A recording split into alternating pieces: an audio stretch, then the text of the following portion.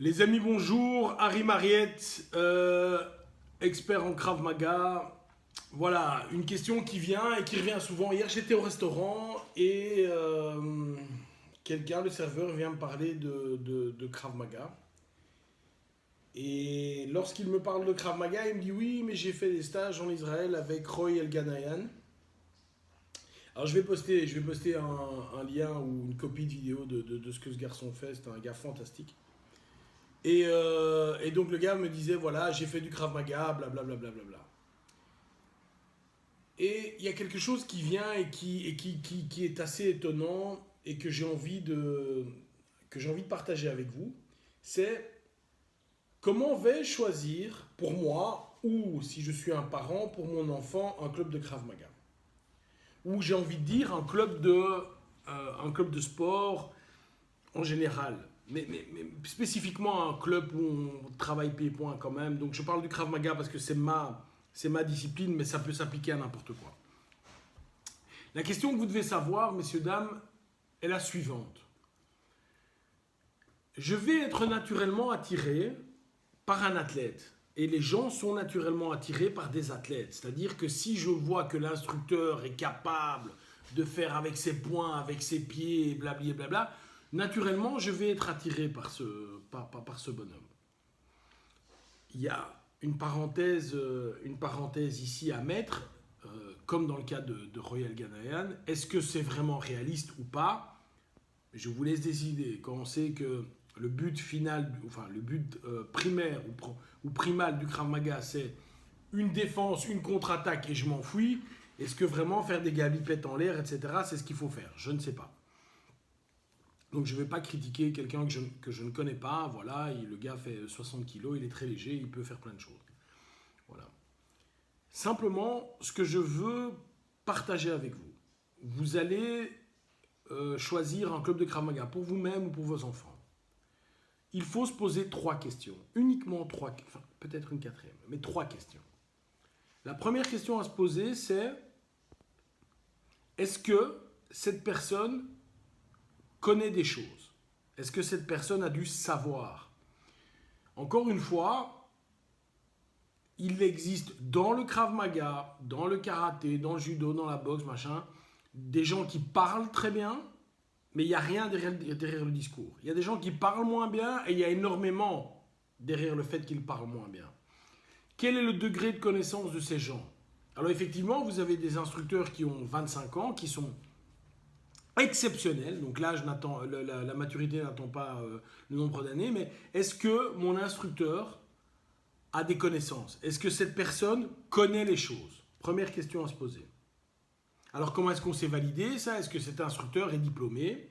Par exemple, au niveau de l'IKM, tous mes instructeurs non seulement ont été diplômés par Gabi Noah bien sûr, par moi-même, mais également ils ont tous un diplôme de l'université Wingate en Israël. Donc ici, il y a déjà un gage de qualité. Ces gens s'entraînent ensemble 3 ou 4 fois par mois, font des stages internationaux, sont dedans. Donc encore une fois, est-ce que la personne a le savoir? Ça, c'est le bloc pour moi le plus important. C'est vraiment le plus important. Premier bloc, est-ce qu'il sait? Est-ce qu'il a des diplômes? Est-ce que c'est validé? Il y a certains instructeurs qui se disent instructeurs et quand tu leur demandes le diplôme, ils cachent la date ou ils n'ont pas de diplôme. Ils sont ceci, mais ils ne savent pas te montrer de diplôme. C'est très simple. Derrière moi, vous le voyez, j'ai mon diplôme d'expert 5. Il est là, comme tous mes autres diplômes. Je n'ai jamais passé un grade qui n'était pas public. Tout le monde peut venir voir. Il y a des gens qui ont filmé, ça circule sur le net, vous pouvez trouver. Première chose de savoir. La deuxième chose, le savoir-faire. Alors évidemment, c'est un peu délicat, mais si la personne, malgré le fait qu'elle connaît beaucoup de choses, ne sait rien faire, on a un problème. Et à l'inverse, on se laisse parfois berner par le fait que la personne a un grand savoir-faire et on se dit, il fait les techniques super vite, super fort, son pied, machin, truc et bazar. Et donc de ce fait, on se dit, il connaît plein de choses, ce qui n'est pas tout à fait vrai. Encore une fois, je tiens à le répéter, l'entraîneur de Mike Tyson, Cus D'Amato, il était moins fort que Mike Tyson. Hein. Mais il en a fait, La vraie question, c'est de se dire, est-ce que mon entraîneur est plus fort que moi? C'est pas la bonne question.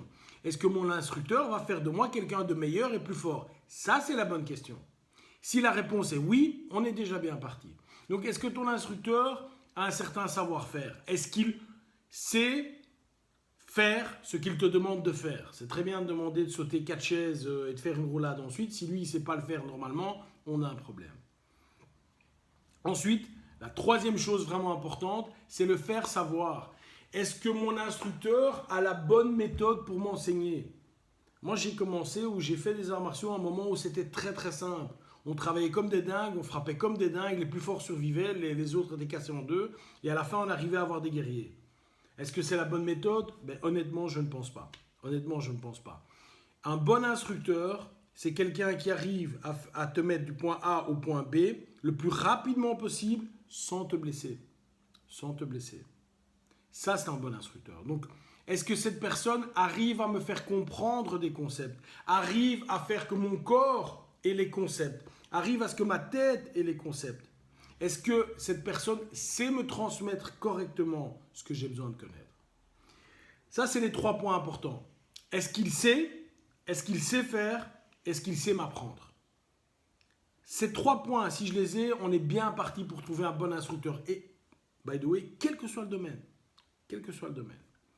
Et je rajoute une 4e donnée, et qui est vraiment importante, parce que je vois avec l'expérience que j'ai que ce n'est pas toujours les meilleurs qui ont les plus grands clubs, etc. C'est, est-ce que mon instructeur est une bonne personne? Est-ce que fondamentalement, ce gars, à l'intérieur, au niveau de son cœur, est-ce que ce gars est une bonne personne? Si la réponse est oui, inscrivez-vous, entraînez-vous, développez-vous. Il ne doit pas être le plus gentil, ou le plus beau, ou le plus jeune, ou le plus vieux, ou le plus fort, ou le moins... Si ces 4 qualités sont là, vous êtes dans un bon club. Alors je préférerais évidemment que tout le monde vienne dans ma fédération. Je préférerais parce que je pense qu'on est les meilleurs, bien sûr, sinon j'aurais été ailleurs. Mais il y a des bons partout, les amis. Il y a des bons partout. Ouais, lui, il est bon. Non, non, non, il y a des bons partout. Quelle que soit la fédération, quel que soit le sport, quelle que soit la discipline, peu importe. Si le gars a ces 4 qualités, s'il sait faire, s'il sait faire savoir, et si en plus c'est une bonne personne, allez chez lui, inscrivez vos enfants chez lui. Ils se développeront, vous vous développerez, tout sera pour le mieux. Voilà, bye bye.